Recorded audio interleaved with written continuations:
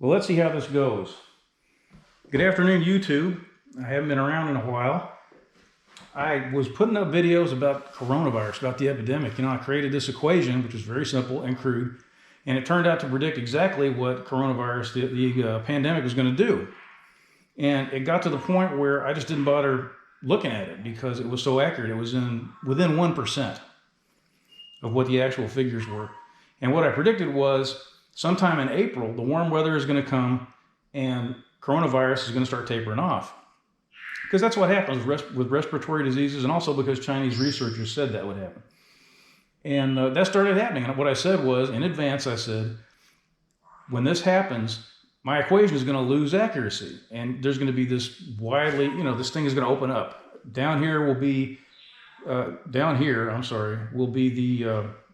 actual number, and here will be the number I predicted. And they'll just go like this, and then it will become meaningless, except that it will demonstrate that the epidemic's going away. Well, that's exactly what's happened.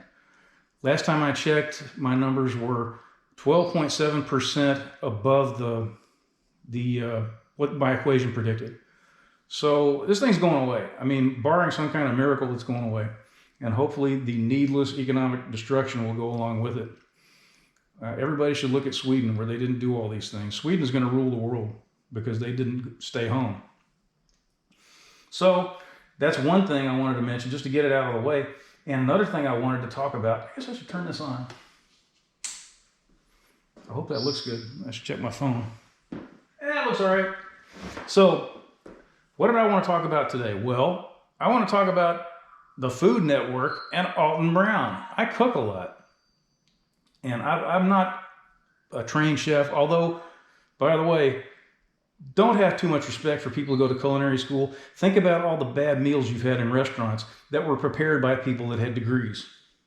Okay? I have a friend, I'm whispering, it's like she's going to watch my video.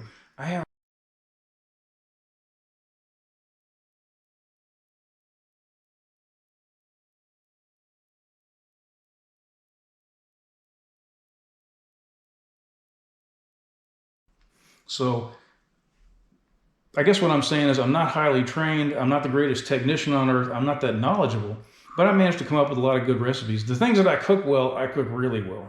Okay? That's how I'll put it. So I spent a lot of time in the past watching the Food Network and Cooks Illustrated, America's Test Kitchen, Cooking for Engineers. And some of these things have turned out to be really good sources and some have not. America's Test Kitchen is fantastic. As far as I know, you can always trust them because they do their homework. Unlike the people on the Food Network, which I don't trust. Cooking for Engineers is great. They do their homework. They make trials. They try to see what actually happens when they do different things. The Food Network is a disgrace. And I'm going to explain why the Food Network can't be relied on. First, I'll tell you a little anecdote. One of the first times I cooked prime rib, I found a recipe on the Food Network, Bobby Flay. I thought, well, he ought to know how to fix a prime rib. It's pretty simple. He said to roast it at 325 degrees. And I knew better. I looked at that and I said, this is going to be like a doorstop. And I thought, well, no, this guy has restaurants. He's got prizes. He's on TV. He's got to know how to cook something this simple. There must be something I don't know about prime rib. And I cooked my prime rib the way he said to prepare it, and I got a doorstop. It was like a rock. Prime rib should be cooked at like 175, 225, something like that. It's extremely easy to do, in case you're wondering. It's one of the easiest dishes there is to prepare. So if you want to make a holiday meal, talk everybody out of turkey, make prime rib, they'll think you're a genius, and it's simple. There was another time I decided I wanted to have, what's it called? Béarnaise sauce for steak or something, maybe prime rib. And I found an emerald recipe, and it was like a mixture of butter and vinegar and grass clippings. It was revolting. So there were much better sources on the internet and books I could have gone to. Instead, I listened to Emerald. I'll tell you something about Emerald. If you read accounts by people who have gone to events where he has cooked and they've tried this stuff that he prepares and they're actually honest about it, doesn't always get glowing reviews, to put it mildly. Who am I going to pick on right now? Alton Brown. Everybody thinks Alton Brown is the fair-haired boy. He's like Mr. Deeds Goes to Washington. He's like the honest guy that you always see in the movies who finds himself in a a position of authority and attention and starts saying exactly what's on his mind and tells everyone the truth, okay, there's something you need to understand about media personalities. A media personality's job, I don't care if he's a cook or a lumberjack or an emergency room physician, it doesn't matter. Alton Brown's job, you may think his job is to cook and come up with great recipes. Alton Brown's job is to promote Alton Brown. Okay? What happens in the life of a media personality is they work their butts off to get space on a cable network or something like that. And once they've got it, they have to spend the rest of their lives working to hold on to it. They have to do promotion. They have to go on other TV shows. They have to be in magazines, try to get commercial endorsements. So that puts their face on the air and makes some money. That's what they do. They don't have time to sit around and cook. And the people on the Food Network, if you think they're writing their own recipes, dream on. I'm sure some of them are their own recipes. But in reality, what they do is they have what I would call ghost cooks. They hire people who can actually cook, who are not very busy because they can't get shows of their own, and they buy their recipes, and then they present them as their own. So don't get an inflated opinion of these people. It's a real mistake. Alton Brown may be the finest person on earth, and maybe he can cook some things, but I do not consider him trustworthy. And I'll give you a couple of reasons. He prepared a ribeye steak a few years ago, and he was talking about how this was the proper way to fix a steak. So he prepares the steak. I think he fried it in a pan. I'm not sure, but preparing the steak was not the problem. He took this beautiful steak that he prepared, and then he cut it in slices, little bitty slices, and put it out in front of his guest, and waited, and then served it. I mean, how many things are wrong with that? Do you want people to cut your food up for you? Do you want your steak to be the same temperature outside that it is inside, i.e. room temperature? I was appalled that anyone could think that this was a good idea. Well, one of the other things that Alton Brown has done, which cost me respect, was he endorsed a type of knife, a brand of knife, called Shun. And Shun is not really, as I understand it, a manufacturer. My understanding is that Shun is part of Kershaw, which is some kind of corporate conglomerate. You can get them at Bed Bath & Beyond, so it's not like this is a high-end knife, except in price. They are made in Japan. They have fake Damascus steel etching, on the blades. As my understanding is, you can't have stainless Damascus. There is no such thing, and these knives are stainless because when you fold stainless over and forge it and stuff like that, it loses its qualities that make it a good stainless steel. So anyway, Shun knives. I remember I actually bought a couple of these things. They're Japanese knives. They're very hard. They have a very sharp angle, like this angle here, between here and here. Very sharp angle, which allows you to have a sharper knife. It also makes them more fragile. Because they're very hard, they're brittle. You can't put them in the dishwasher. You have to wash them by hand. It's like trying to cook with your sick aunt. They're terrible. People who like these knives, they're not really cooks. They're knife worshipers. It's a different thing. These are the same people that spend $5,000 for a pair of stereo cables. There's a fundamental, deep insecurity going on. They feel like somebody has to validate them. And I should talk because I bought some of them, but I eventually got over it. Alton Brown did a video, I remember, where he showed people how to treat their Shun knives, and of course they were going to buy it because Alton Brown bought them.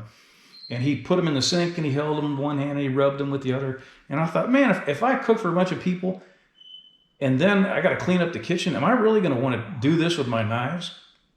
No, you want to throw them in the dishwasher and go to bed, which is what they do in real kitchens. So I did buy a few Japanese knives, and I'll show you one. I think this may be from Tajiro. I'm not sure. Tojiro. I'm not positive. It says DP on it. You can look it up. This is a chicken boning knife. Now, a lot of people think the Japanese know things that we don't know, that they're super brilliant and the rest of us are stupid because of what they did to Detroit, I guess. But they don't do everything right. They're not the master race. I bought one of these things for boning chicken because bone poultry is the only way to go. If you're still leaving the bones in your Thanksgiving turkey, you have a world of joy in front of you when you start doing it the right way. You take out the bones, you stuff it, you tie it back up. It's amazing. Anyway, I bought myself this knife, which has a big long name that ends in oku, I think.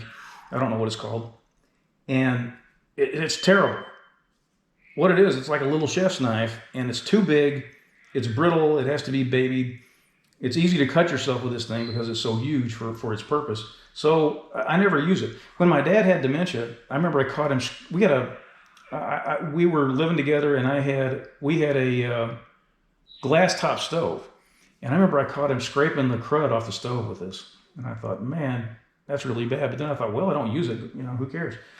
So here's what I got to replace this. This is a bird's beak paring knife, cost $5. It's from a company called Forstner, a Swiss company, and you know, it's nice stainless steel. It's not something that's you're not gonna write home about how great the steel is, but it doesn't rust. It holds an edge long enough to take the bones out of a chicken.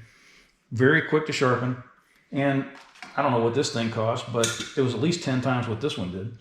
So I picked up a couple of these things, and I forgot all about this, and I don't know what to do with it now. I had a Shun chef's knife, a Santoku, and I read in the stuff that they distributed with it, they said, oh, put it in the dishwasher, don't worry about it. So I put it in the dishwasher, and chips came out of it.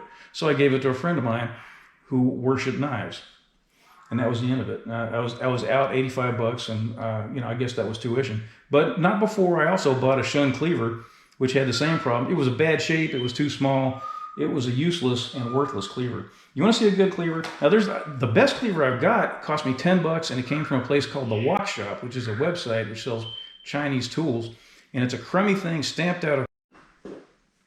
Guess who didn't change his battery?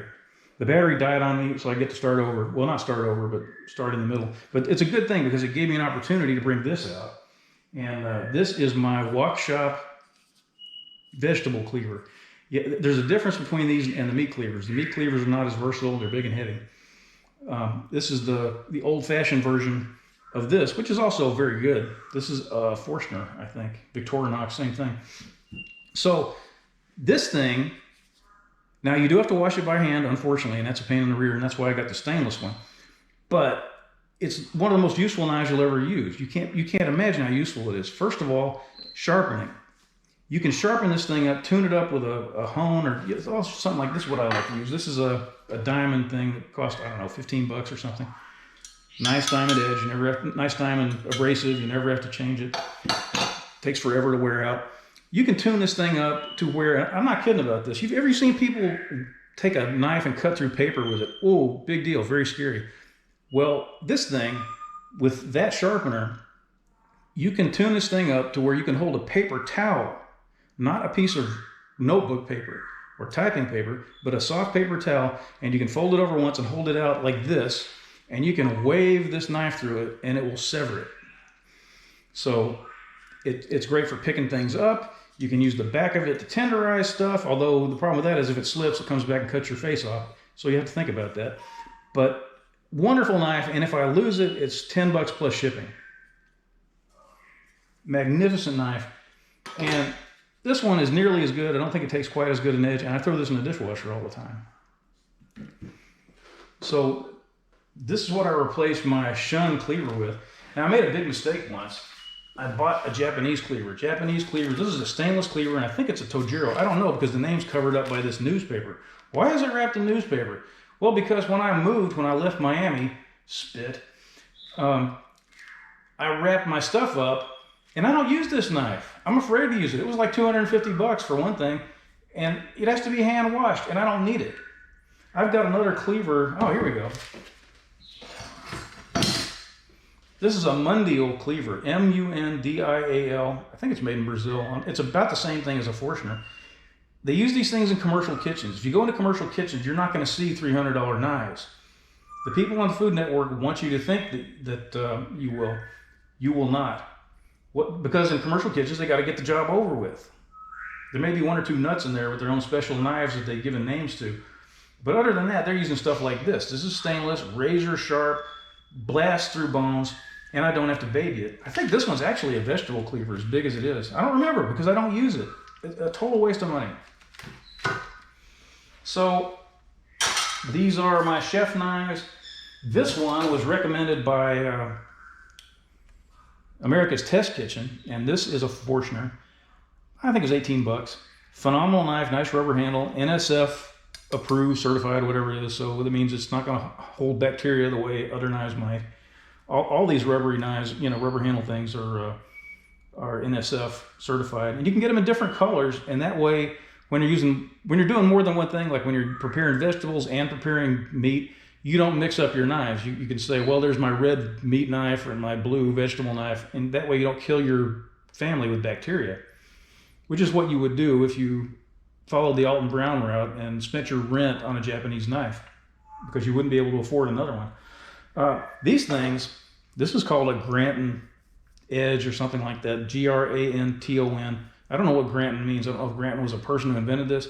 The idea behind this is that it prevents things from sticking to the blade. Like, say you're cutting potatoes, they like to suck onto a blade. The idea behind this is that these little things let in air and the potato falls off. It doesn't work, so don't buy these. It doesn't even begin to work. It's a total, complete, utter failure. But it gets people to buy stuff. So, have I shown you all my knives pretty much? Yeah, I guess so. I highly recommend these. Forstner and Mundial. They're in commercial kitchens all over America. Very inexpensive. If you lose it, it won't break your heart. And I got this thing, this diamond doodad to sharpen them. And I've also got this hone. My dad used to have a little yacht, and we used to go fishing all the time. We go to the Bahamas and whatever. And I got this for his boat. And this is a nice thing to use when you don't want to wear down your knife with a sharpener. You use this thing to align the edge again, and makes it really super duper sharp. So this is great. It takes once you learn how to do this, it takes maybe 30 seconds to sharpen a knife. It amazes me that there are people that pay other people to sharpen their cutlery. It's a mental illness. So anyway, today I saw a video by Alton Brown, and he was talking about knives, and I thought, oh, he's going to push those awful Shun knives that cost so much and fall apart. Well, he didn't have any Shun knives on the table, and I thought, what on earth is going on? Because he used to say they were the cat's meow, The sun rose and set in the Shun factory, which is really a Kershaw factory, I guess. I found out, I went on the internet and looked around, and what I found out was he had some kind of beef with the Shun people. Now, if Alton Brown is such an honest, reliable person, why did his opinion of their cutlery change when he fell out with them in business? If Shuns used to be so wonderful, why do they stink now? I mean, I don't recall him saying they stunk in the video, stank, but he didn't have them in front of him. These knives that he thought were so wonderful before, that he did promotional videos for, suddenly they were gone, and there was some American knives sitting there, and he had one Japanese knife, I think. So I guess what I'm trying to tell you is, don't listen to the Food Network.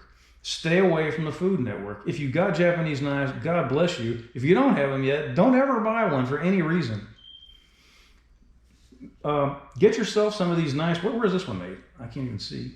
Well, I don't know. It could be Swiss. It's Victorinox, and that's a Swiss company. I can't tell. I need my reading glasses. Get yourself some of these. If you don't mind doing a little washing, these things are spectacular. Make sure you get yourself a nice diamond sharpener and a hone, and you're going to be all set. Appalling. Absolutely appalling that someone would do this kind of thing. By the way, Alton Brown makes biscuits with vegetable shortening. I don't know what else I have to say. Biscuits are made with pork fat and maybe some butter for flavor. Pork fat does things for pastries and biscuits that other fats can't do. Supposedly the best fat is bear fat, but that's a little hard to find in the store. Pork fat makes things fluffy and flaky and tasty, but it doesn't have a lot of flavor in it. So what a lot of people do, what I like to do, is I like to cut it with butter. Or to make sure it has flavor, what I use is bacon grease. If you're throwing out your bacon grease, you are a fool. It's wonderful. It's wonderful for frying eggs. It's wonderful for biscuits. Just magnificent. A person who makes biscuits with vegetable shortening is not a person to be listened to. Vegetable shortening is what has been killing us all for all these years. It's loaded with trans fat. It's just grease it's like soap made from vegetables. Revolting. So America's Test Kitchen, maybe Cooking for Engineers, common sense, get recommendations from other people who've got good cookbooks. Don't pay any attention to Alton Brown or the Food Network. Just knock it off, because it's not about helping you cook well. It's about making you sit down and watch ads and buy products that aren't very good. Now, if you want to know how to prepare the perfect steak, as long as I'm here, I'll tell you how to do it. There's a lot of myths about steak. One of the myths is you have to rest it. That's completely untrue. Yes, it's true when you cut the steak open, a little bit of fat will run out.